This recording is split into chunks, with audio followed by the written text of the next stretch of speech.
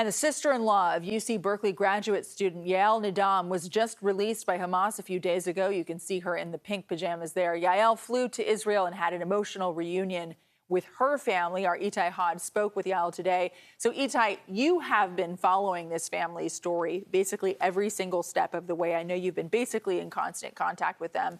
And it sounds like they're happy, but that their fight is pretty far from over. Yeah, they still have one more family member in Gaza, and so that is their top priority. They are hoping these negotiations continue. They are calling on the government to continue the negotiations until all these hostages are back.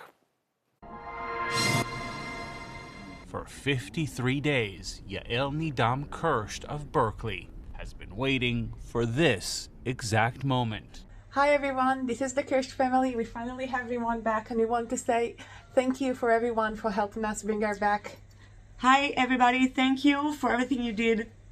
I was so excited. I was crying, I was laughing, I was jumping. I just did not know what to do with myself. Her sister-in-law, Rimon Kirst, and Rimon's husband, Yagev, were among the 240 hostages taken by Hamas on October 7th. Since then, Yael has put her own life on hold, meeting with officials and appearing at Bay Area demonstrations, all in an effort to get her loved ones out of Gaza. There is no world in which this should be celebrated. We first met her just days after the attack at Civic Center Plaza. Bring them home! For what would be her first of many rallies. I'm the only member of my family who's able to speak now because they're all heartbroken. Then, on Tuesday, it finally happened. Rimon's name was on the list of hostages scheduled to be released, and Yael booked the first flight back to Israel. We go into the hospital, and we see her at the end of that corridor. We see her face, and we are running towards her, giving her the biggest hug, longest hug, probably the tightest hug anyone could give a person. Along with her entire family, waiting for her at the hospital was her beloved rescue, Tova. She took her dog and just held her and cuddled her, and that dog has not left Rimon's side ever since. The last time they saw her was in a propaganda video released by Hamas on October 30th, in which Rimon, seen here on the left, wasn't wearing her glasses. The family made sure to have a new pair waiting for her when she returned. She was able to hug her mother, and then 2 seconds later, her sister handed her glasses. And when she put on the glasses for the first time, she said, "I'm able to see! I'm able to see!" As hostages freed by Hamas begin their long road to recovery, accounts of their captivity are starting to trickle in. Many were held in suffocating rooms with no beds and almost no food. But it's Rimon's mental health Yael is most worried about. More than 20 people grabbed her and her husband by force from them homes. They were struggling, and took them to someplace unknown where they were kept in the dark.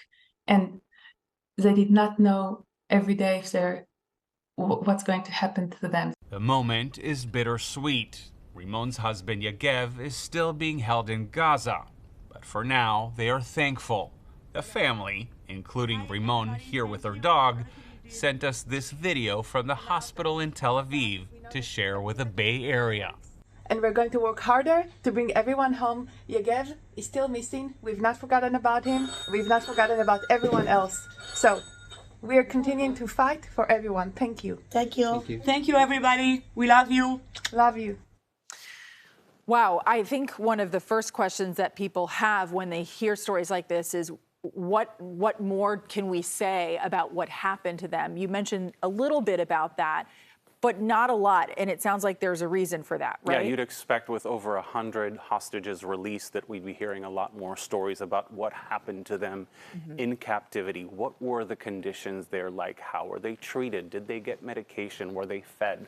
We've heard a few stories from a few families who have chosen to speak. No one is telling these families not to talk. No one's going to tell a hostage not to tell their story. But both the government and the families are telling hostages and their families to be careful because Hamas is listening to everything. And since many of them still have relatives still in hostages, whether it's husbands or wives or children or mostly men at this point, they know that anything they can say might antagonize Hamas. So many of them are, at this point, choosing to stay silent. And I imagine not wanting to compromise a future deal. And speaking of hopes for a future deal, we mentioned at the top of the broadcast, fighting is happening again. Have you talked to the family since that happened, and what have they said? Yeah, I just spoke to Yael, and she told me that she is extremely disappointed that a deal could not be reached. The families are, of course, very worried, and they are calling for an immediate ceasefire, a full ceasefire, until all the hostages are back.